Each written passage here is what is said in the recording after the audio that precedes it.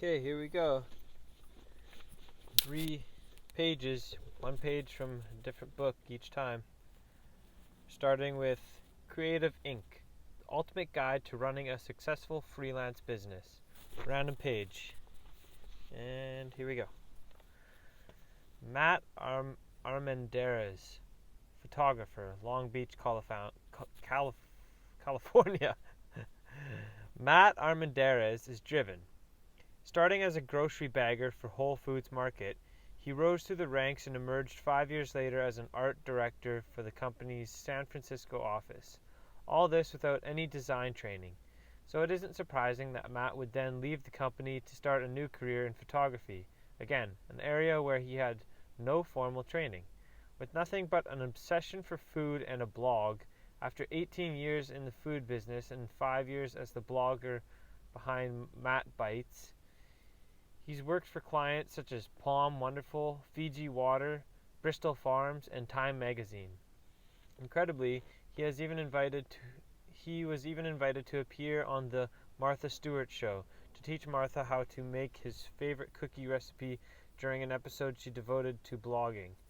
Matt shows us that even when you succeed in one thing, sometimes you have to challenge yourself and find new motivation. For him, photography was the new summit to climb.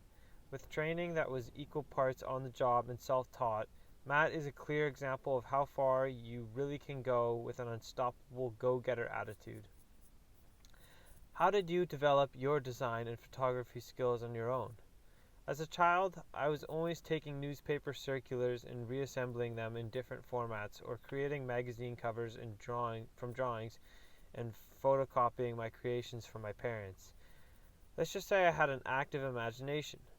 I didn't realize what I was doing was graphic design until much later in life, and after a trip to Universal Studios in the mid-70s, I became obsessed with the ideas of sets of facades for movies and photography.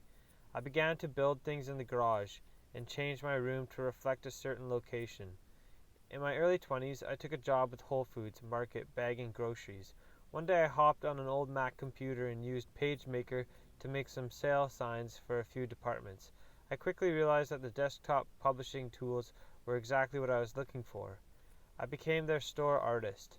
Some of my work got noticed by the Chicago Academy of Sciences, which started a really amazing freelance relationship with me. I started designing many of their collateral pieces. I became obsessed with graphic design and spent not only my work hours doing it, but also every bit of free time. Try and find this manual installation instructions for the sink. Basically read everything in this manual.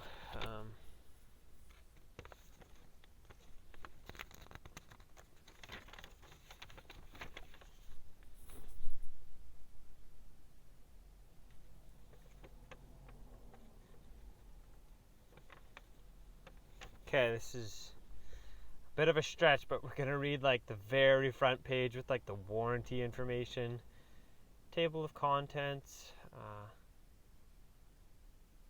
important information. Observe all local plumbing and building codes. Cover the sink drain to avoid losing any parts. Review the care and cleaning section included in this guide. Warranty.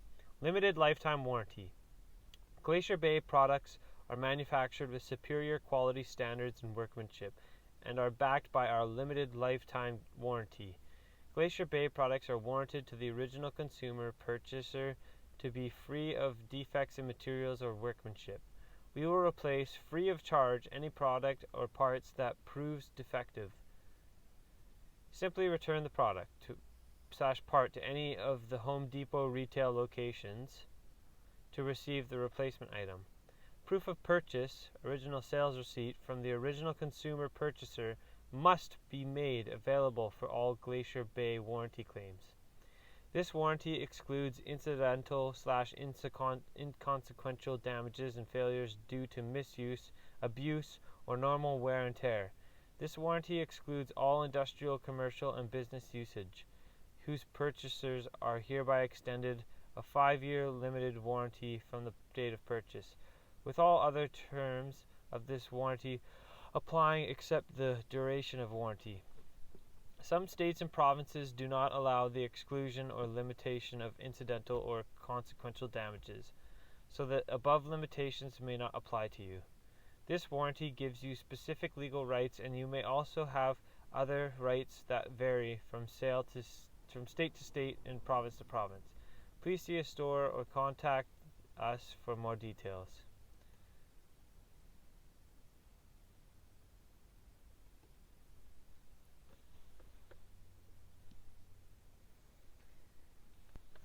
Eventually, someone's going to install that faucet. Oops. Okay, another page. We're going to do Safe Skipper.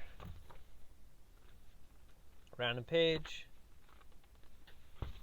Oh, it's a small page, so we're going to do both. Safety briefings and checklists. Before giving your crew a safety briefing, it is worth considering the specific circumstances of the planned trip, the experience of the crew, and their familiarity with the vessel and each other.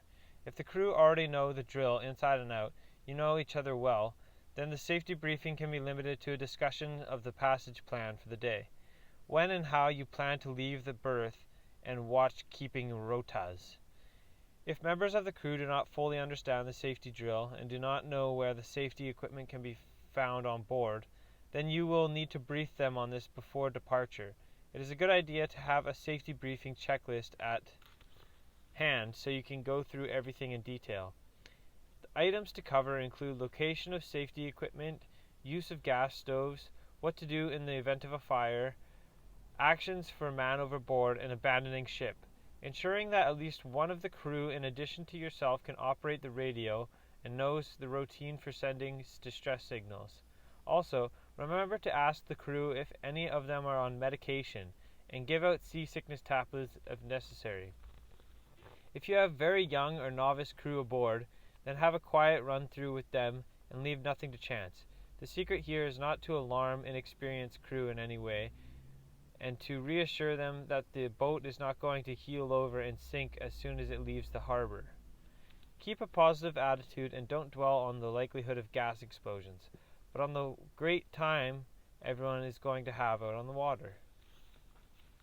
Some little notes by the pictures.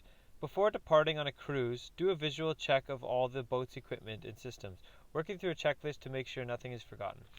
Make sure all the crew know where the sea cocks are and where the safety equipment is stowed, including emergency equipment. Do a run-through of the instruments and navigation equipment. On deck, run through the safety operation of winches, clutches, mast controls, and the anchor. Then we got a safety briefing checklist. Down below, life jackets and harness, fitting, when to wear, clipping on, gas, risk precautions, gas bottles and taps, fire prevention, extinguishers, fire blanket, where and how to use, moving around, companionway, handholds, galley safety, heads, how to use, seacocks, location of, hatches, opening and closing, risks, VHF, how to use, engine, basic operation, batteries, location, on deck, hazards, boom, tripping, slipping, hatches, clipping on, jack stays, heaving line, engine controls, instruments, lockers, contents, winches and clutches, safe operation, anchor, safe operation, emergency, first aid kit location, MOB, equipment, throwing line, horseshoe buoy, Dan buoy, flares, where and when and how to use, VHF, emergency procedure, EPIRB, how to activate, life raft, where and when and how to launch, grab bag, where and the contents, steering failure, emergency tiller, where and how, flooding, seacock failure, plugs, bilge pumps, bailing procedure, welfare, seasickness, what to do and how to avoid, food and drink, use of galley, kit, stowage, one hand for you, the other hand for the boat. It's almost 10 minutes of some good old-fashioned reading.